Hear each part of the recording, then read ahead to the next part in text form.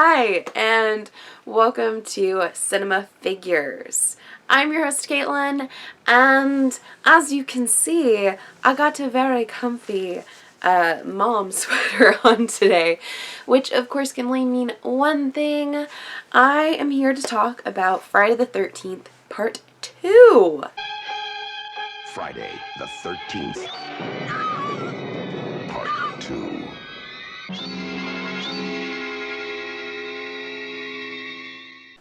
Alright, so before I get on into the movie and everything that goes on there, I just wanted to talk a little bit about what led into this film. Of course, Friday the 13th and Halloween, both huge successes, slasher films starting to be major things in the 1980s, right?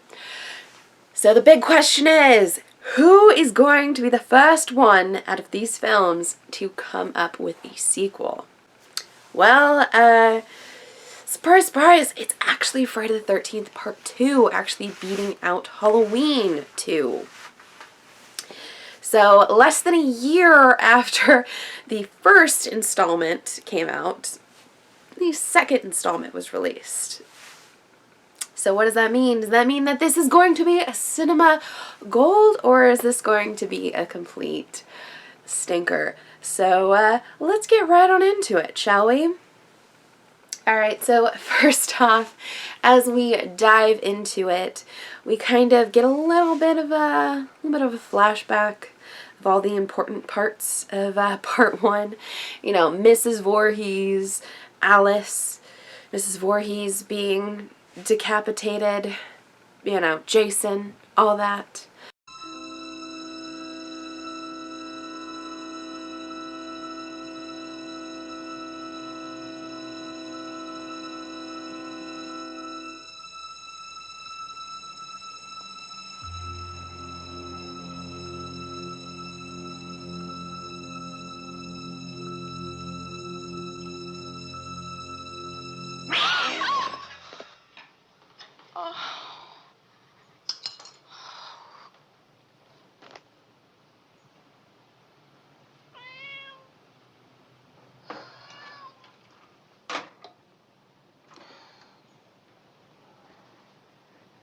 Cute.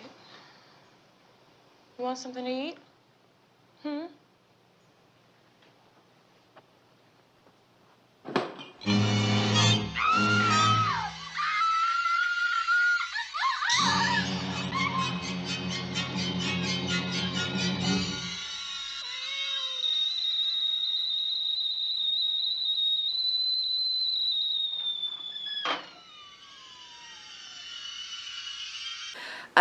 So big thing is we find out that Alice is still reeling from surviving Camp Crystal Lake, the massacre that happened there, and she's trying to pull her life back together.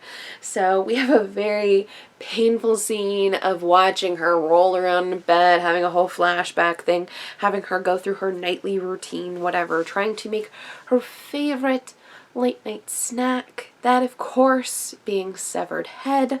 I'm just kidding, because Jason actually stuck his mother's severed head inside of Alice's fridge, and then sticks Alice in the temple with an ice pick, which I gotta tell you, I see ice picks used more for killing people in horror movies than I ever do for actually the use of ice. So in the comment section below, anyone who's actually used an ice pick for like chiseling ice, tell me in the comment section below, because I'm not sure if I actually believe they're ever actually used anymore. But, you know, no real loss there. Alice, unfortunately, is dead. You know, unfortunately, thankfully. I'm sorry, she was not my final girl. It was kind of like watching paint dry as far as being a final girl. She wanted too much money. That's the whole story behind it. She wanted too much money. She showed up on set. They didn't even have a script for her. That entire scene is basically improv. There you go. Total improv. But we're gonna go forward 5 years. So 5 years, and Paul is attempting to open another camp on the other side of the lake. So technically it is not the same camp. It is not technically Camp Crystal Lake. It is a brand new camp technically. It's just on the other side of the lake. So it still kind of has that weird kind of death curse adjacent. So should we say it's a death curse adjacent camp? But we do have another character coming back for the sequel. That being Crazy Ralph, still, of course, throwing out his own special brand of psycho, trying to traumatize teenagers. And so we've got Kevin Bacon Light and his busty underage girlfriend running around. That's going to be a little more important later on. Meet all of our now soon-to-be victims. Yeah, that's right, victims. Because it's Friday the 13th, so what would it be without some serious kills? So, of course, we've got our token minority characters that we'll only see in the backgrounds of certain scenes and won't really have a real part to play in any of this or even get actual on-screen deaths, but, you know, whatever. We also have our camp jesters. We've got our jock who is now crippled and the girl who, you know, is very coyly playing hard to get. Oh, no, wait, you mean like she's basically trying to dry hump him, like in front of the rest of the camp? Yeah, that's right. This chick is 100% Vicky. Vicky is down for Mark. 100%. It's a little scary, but, you know, whatever. Continuing on, we have our token hot girl, who her whole point is to get naked on camera and later die. And then we've got our sleazy guy that's going after her. We've got Muffin! Yes, Muffin the dog.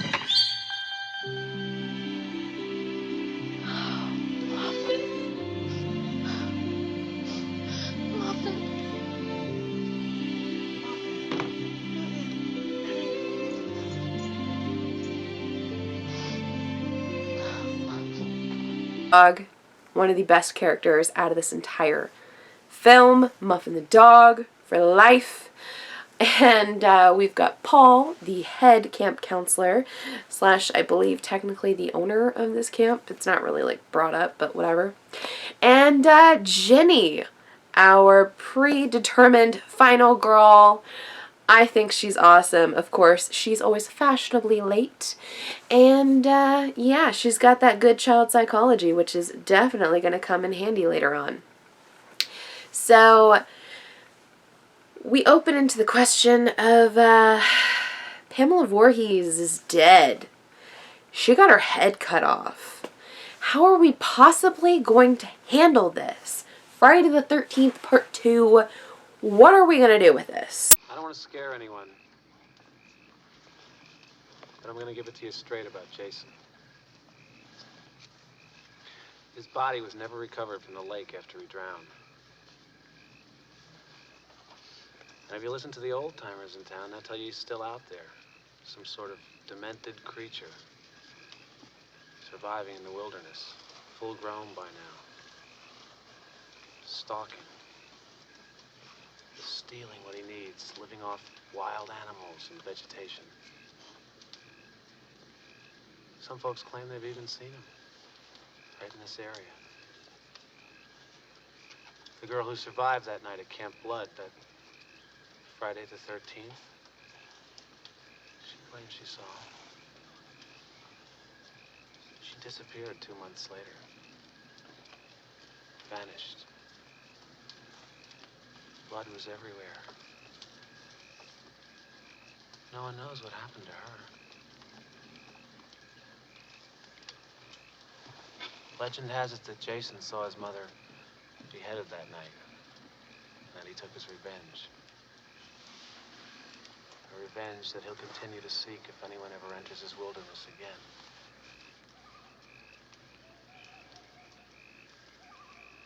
And by now, I guess you all know, we're the first to return here. 5 years. 5 long years he's been dormant. And he's hungry.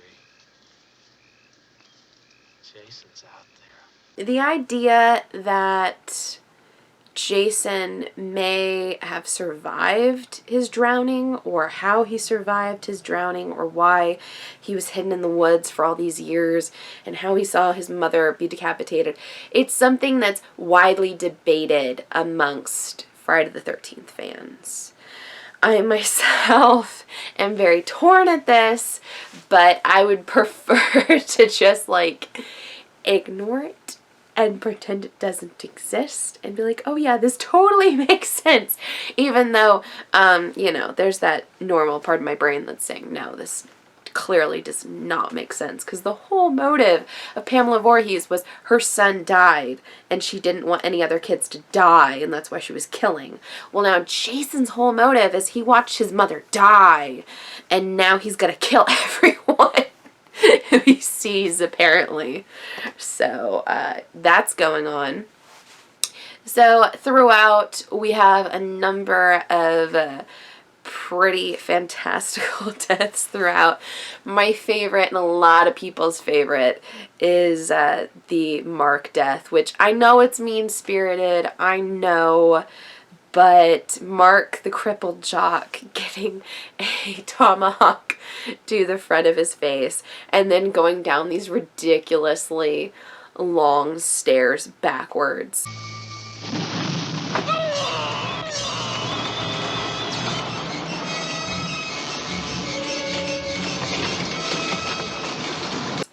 In his wheelchair. I know, it's so mean-spirited, whatever. I think it's hilarious. It is, because you know he totally saw that coming, and he was probably alive during most of that. Oh, another death, or double kill that takes place that a lot of people also really love is actually a ripoff from an Italian horror film, so Bay of Blood, where we have a double penetration death. Yeah, total pun there. We get 2 of these sexually charged camp counselors getting a little busy, getting busy, and real sad part is the girl actually sees it coming, and she's trying to push her boyfriend off of her in order to flee Jason, and isn't able to, and they both get speared right through while still in bed. Yeah, that sucks. But continuing on, we get to see Vicky getting killed, looking for Mark, looking for a number of the other counselors. We have our stereotypical girl, you know, kind of getting killed off screen. We've got the guy who was chasing after her the entire time, getting killed by the wrong side of a machete. Yes, that's right, it was a real frickin' machete, and they got concerned, so they just held the opposite side up to him. So, little fun fact there. A lot of people actually bug the actor about that. Yes, he got cut by the wrong side of a machete, so, you know, fun little fact.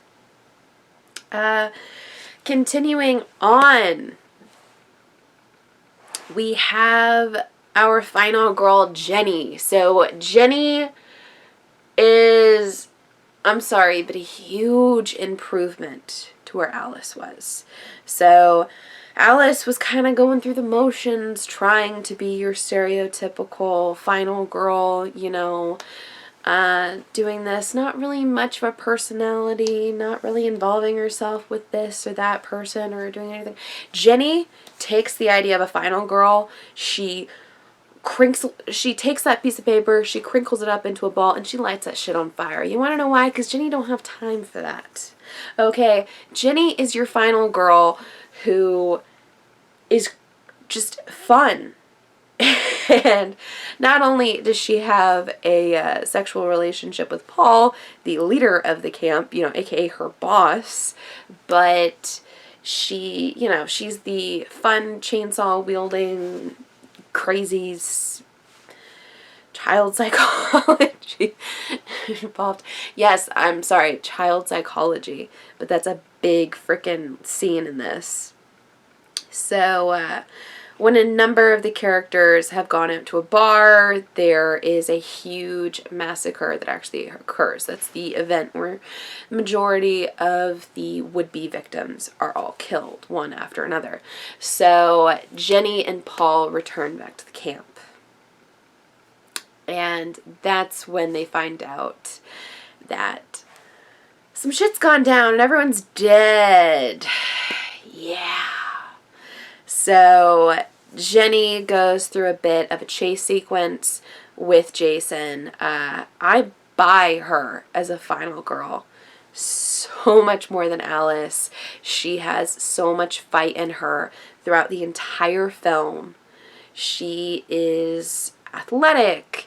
She is very involved. You see the chick literally wielding a chainsaw in order to cut down logs for something they need earlier on. And, she's pretty awesome. But it's not until she actually arrives at Jason's cabin, yes, the crazy love shack that we saw, where she sees this huge altar that Jason has created in honor of his mother. It's got her severed head there. It's got one of Jenny's friends' dead bodies laid out. And she sees this musty old sweater. And using that great brain of hers, she is able to figure out... Jason! It's all done, Jason. You've done your job well, and Mommy is pleased. That's a good boy. Now come to Mommy. Come on. Come on. Mommy has a reward for you.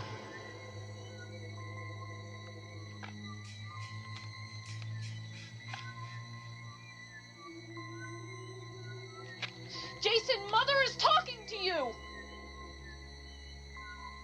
Jason, Mother is talking to you. Come on.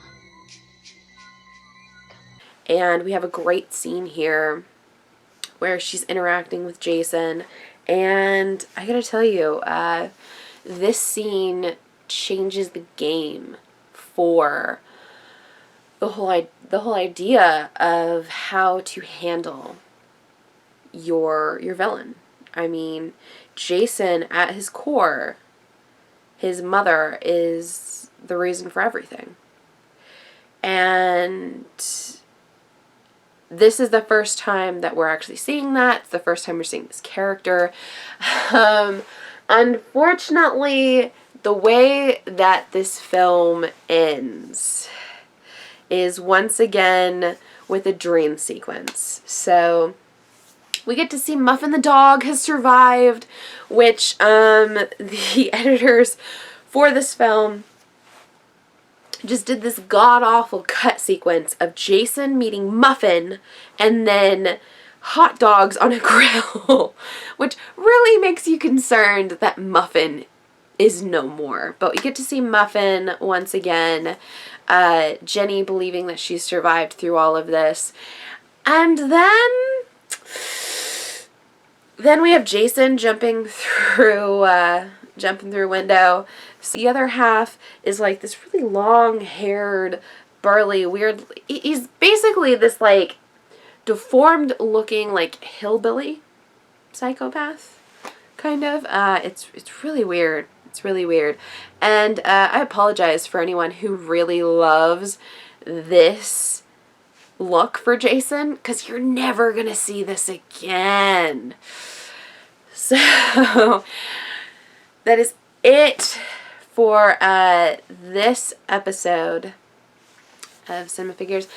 Come back tomorrow where we're going to be looking at Friday the 13th, Part 3, where we're actually going to see the following events of the following day.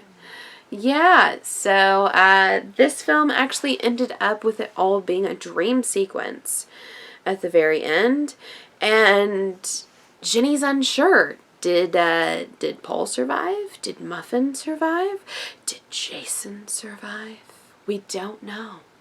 We don't know, and it's kind of the way it's left. Kind of up in the air. But tomorrow we are going to be seeing Friday the 13th Part 3, which technically takes place the next day, which doesn't make a lot of sense because Jason looks completely different, but okay. Yeah, so please do give me a like if you like this video, comment below, and tell me whether or not you love Friday the 13th Part 2. Tell me what you thought of Jenny. Is Jenny a better final girl than Alice? Am I wrong? Is Alice the total final girl? Tell me all about it in the comment section below. Tell me, do you like Baghead Jason, or do you want hockey mask wearing Jason? Because shout out, you might like the next episode. But also, please do subscribe or check out any of the older videos I have up for offer here on Cinema Figures. I did do a review of Part 1, so please do check that out, and check out his Mama Bear's kills in Part 1. And yeah, until next time, I'm your host, Caitlin. Bye.